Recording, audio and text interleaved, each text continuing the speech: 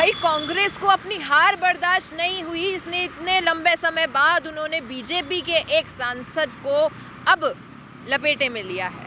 दरअसल मामला अनिल चोपड़ा जो कि कांग्रेस से हैं और राव राजेंद्र सिंह जो कि बीजेपी से हैं, इन दोनों का है। मात्र 1615 वोट की एक धांधली बताई जा रही है। मैं आपको बता देती हूँ कुछ समीकरण कि उस दरमियान करीबन ये 6,17,800 करीबन वोट राव राजेंद्र सिंह को मिले थे और 6,16,262 वोट अनिल चोपड़ा को मिले थे।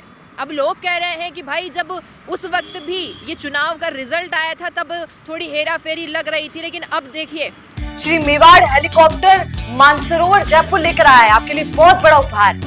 रॉयल शादी एंट्री हो, इलेक्शन टूर हो, एयर एम्बुलेंस हो, पुष्प वर्षा हो या वीवीआईपी दर्शन हो, इसीलिए अभी तुरंत बुक कीजिएगा। राव राजेंद्र सिंह को अब पेश होना होगा कोर्ट में और ये मामला खींचे ही जा रहा है काफी समय से। लेकिन अब सोचने वाली बात है कि अब अगर ऐसा होता है तो जो ये वोट चोरी का मामला राष्ट्रीय स्तर पर चल रहा था कि अब राजस्थान भी उसमें सम्मिलित हो जाएगा, क्योंकि जब वोट चोरी का मामला कांग्रेस ने उठाया, राहुल गांधी ने बड़े जोरों शोरों से पूरे देश में इसको लेकर बवाल खड़ा किया, तब राजस्थान के कई कांग्रेसी नेता कह रहे थे, कुछ निर्दलीय कह रहे थे, कोई अन्य पार्टी के नेता कह रहे थे कि भाई हाँ, क्योंकि अब राजस्थान में बीजेपी की सरकार है तो उस वक्त हम हारे हैं, तो इसके पीछे भी वोट चोरी का मामला था। अब ये कह रहे हैं कि भाई बैलेट बॉक्स चेक नहीं किया, उसे खारिज कर दिया, उसके वोट खारिज कर दिए, क्योंकि जिस प्रकार एक अलग अलग एरिया के वोट की काउंटिंग के बारे में बात कह रहे हैं, तो कह रहे हैं कि भाई ज़्यादा उस वक्त अनिल चोपड़ा के वोट चल रहे थे, अचानक से राव राजेंद्र सिंह की जीत, कहीं ना कहीं धांधली का मामला वहीं से शुरू हुआ था।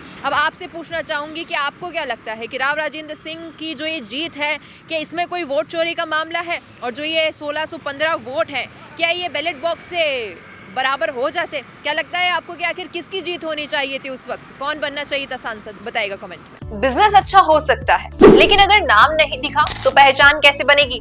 अब टेंशन छोड़िए, द फैक्ट इंडिया आपके बिजनेस को देगा वो पहचान जो पूरे राजस्थान में हर किसी तक पहुंचे। न्यूज चैनल पर विज्ञापन, पॉडकास्ट और प्रमोशन के जरिए आप सीधे 5 लाख सब्सक्राइबर और 10 करोड़ से ज्यादा व्यूज तक अपनी पहुंच बना सकते हैं। तो देर किस बात की, आज ही द फैक्ट इंडिया से जुड़िए और अपने बिजनेस को बनाइए हर घर का नाम।